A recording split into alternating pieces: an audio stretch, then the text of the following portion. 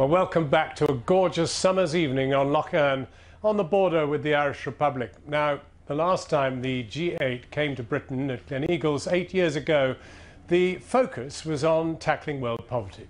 But to what extent have those lofty aims been achieved? Despite sitting on reserves of bauxite, copper, gold and diamonds, Guinea is one of the poorest countries in West Africa.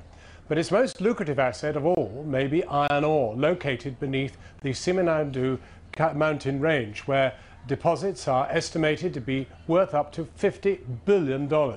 It is a resource that multinationals are keen to exploit, but allegations of murky deals have blighted business there. Guinea's latest president was elected 3 years ago on a mandate to tackle corruption. Our Foreign Affairs correspondent Jonathan Miller has been to Guinea to find out what, if any, difference he's made. Something is rotten in the Republic of Guinea. A stench of corruption wafts across Conakry's slums to subsume a nation whose people, it seems, lost life's lottery. Born on the wrong side of the tracks and crippled by poverty. 5 times a day, a train trundles past, mocking the poor. Its wagons laden with valuable bauxite ore that makes aluminium. Trade is deemed better than aid in ending poverty. But when big companies come here to exploit minerals, what exactly is being exploited? It's as if a poor person was sitting on a heap of gold. The paradox is that Guinea could be very rich, but in reality it's very poor. In fact, it's the poorest country in West Africa, and we could be the wealthiest. There's trouble on the streets. Alpha Condé came to power promising change, but crossing town from the palace after meeting the president, we walked straight into a riot.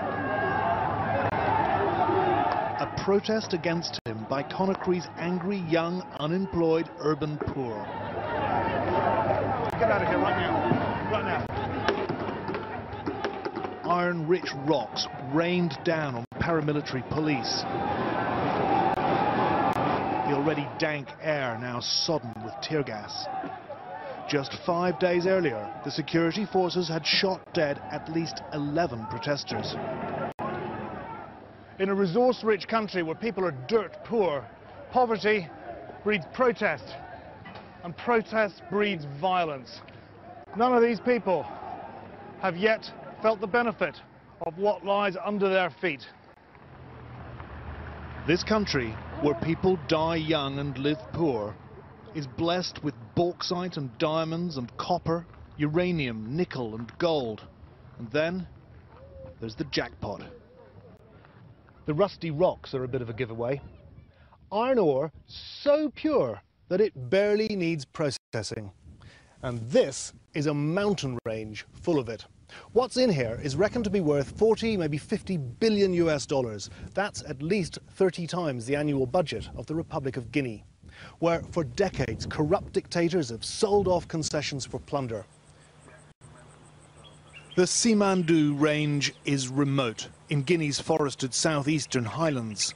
There's no railway to bring in equipment or transport the ore hundreds of miles to the coast. But what's in here could completely transform Guinea's fortunes.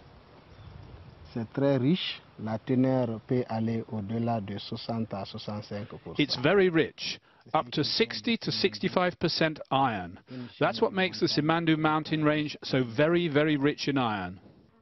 Et pour la Guinée, c'est bon ça, hein? Pour la Guinée, c'est un don naturel. It's a gift of nature, but it's also the source of all our trouble. The mining sector is the backbone of the Guinean economy. It needs to be exploited as quickly as possible to create jobs and wealth. What's happened at Simandou, though, demonstrates that trade can cause trouble in corrupt corners of Africa. Mining multinationals are locked in high-risk, high-stakes games that have brought out allegations of the lowest in corporate ethics.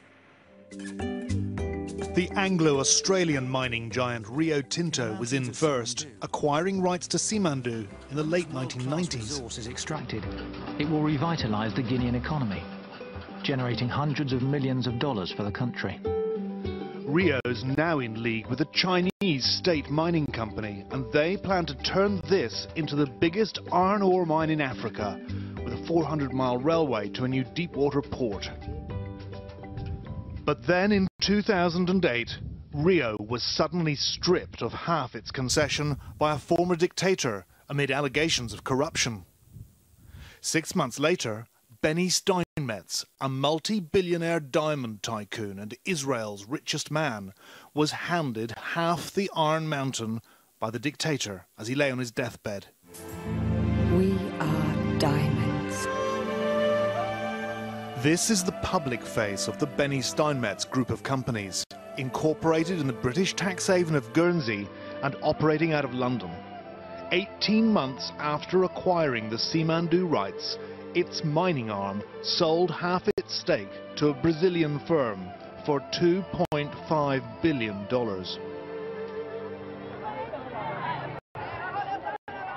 The people of Guinea, who mostly scrape by on $1 a day, got nothing. And up on the Iron Mountain, no ore had even been mined.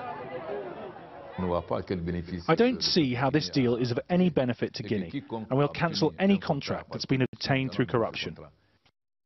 In late 2010, Alpha Condé became Guinea's first ever democratically elected leader. He promised to end the plunder. Courted and advised by philanthropist billionaire George Soros and Tony Blair, he's feted as a paragon of transparency in Africa. He's made many enemies, though, and survived one assassination attempt. The Benny Steinmetz conglomerate is his bête noire. They took the mineral concessions, but they did no mining. This means that because Simandou is so rich, they made money speculating on the markets using the Simandou name. But nothing actually happened at Simandou. They were making huge profits, while the concession was never exploited. The president told me the first thing he did was to launch an investigation into past mining contracts. From the start, he said, the Benny Steinmetz deal rang alarm bells. Guinean state TV filmed the opening of the Benny Steinmetz Group's operation in Guinea. Some at this party are today at the heart of a major international investigation into claims of corruption by Benny Steinmetz and his group in Guinea. This is Frédéric Sellin, a former advisor to the group. He's been arrested in Florida in an FBI sting and now faces charges of bribery and obstructing a federal grand jury investigation.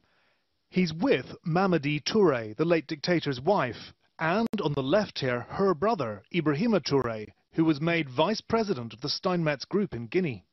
She's admitted she was paid millions of dollars to secure the concession. In the US, she's now turned state's evidence. And her brother Ibrahima's in jail in Conakry, where I went to meet him to hear his side of the story. He's been in here for weeks but hasn't been charged. The Benny Steinmetz Group, known as BSGR, says the conglomerate is the victim of an international conspiracy and blackmail attempt on the basis of what it claims are fake documents. Mr. Touré had been kidnapped, they told us. I've just spent 2 hours in the prison there with Mr. Ibrahima Touré, and he is a very angry man.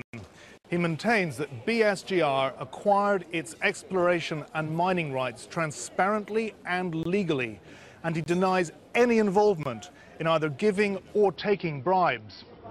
It's not clear where the truth lies in this dispute.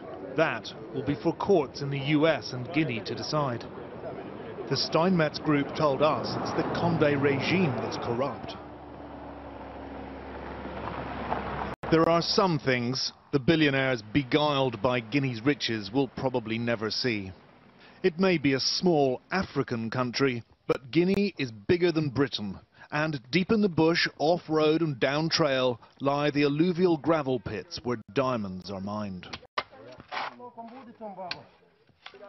It's dirty and sweaty, and for 40p a day, labourers stand waist-deep in water looking for stones that make girls sparkle and tycoons rich, and might, for Ahmed, one day provide an escape. He says he's 18, but he's probably 15 at a push. And they all say he's worked here for 7 years. The job is hard, the way we live is hard. You don't have money all the time. Sometimes it's 10 days before you get any. It's a bit like making a career out of playing the lottery. The odds stacked against you. Demba Sawane is 50, with 2 wives and, he says, lots of children, all hoping Demba will one day strike lucky, as a handful here have. So he's in the right place. The trouble is he's been working here for more than 30 years and he has never found one. Demba's gang has found diamonds here, just not him. Soul-destroying, really. Good luck. The pitifully poor left to scramble for stones to adorn rings and tiaras in a world beyond all imagining here, surrounded by beauty and bounty and mountains stuffed full of iron that remains beyond reach. It's a parable for all that's unfair in the world, a poverty pit, but with a president who says he's determined to dig his way out. Jonathan Miller, Channel 4 News, Guinea. Well, of course, Channel 4 News contacted BSGR. The company told us they'd done nothing wrong. They say they're victims of crude smears and blackmail, and there is no evidence of any wrongdoing by them. They further allege that their employees in Guinea have been illegally detained and held without charge in breach of international law. They vigorously deny any allegations made against them by the President of Guinea.